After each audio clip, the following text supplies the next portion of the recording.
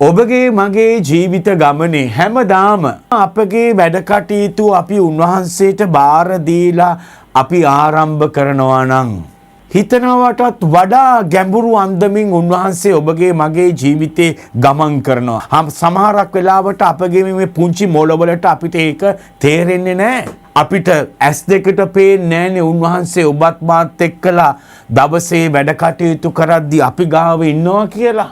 අපිට ඇස් දෙකට පේන්නේ නැති වුණාට උන්වහන්සේ ඉන්නවා.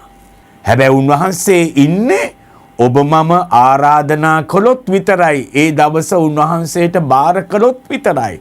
ඒ උන්වහන්සේ හැම මොහොතකම ඔබ මම ගාව ඉන්නවා. ජීවිතේ ලොකු අත්දැකීම් තියෙන්නට ඕනේ නෑ. අත්දැකීම් සිදු කරන්නට ඕනේ නෑ. උන්වහන්සේ ඔබ මම ගාව ජීවමානයි කියලා පෙන්눔 කරන්න. අපි හිතා ගන්න බැරි විදිහට උන්වහන්සේ ඔබ මම ගාව ඉන්නවා. ඒකයි අපි කියන්නේ උන්වහන්සේ ජීවමානයි කියලා.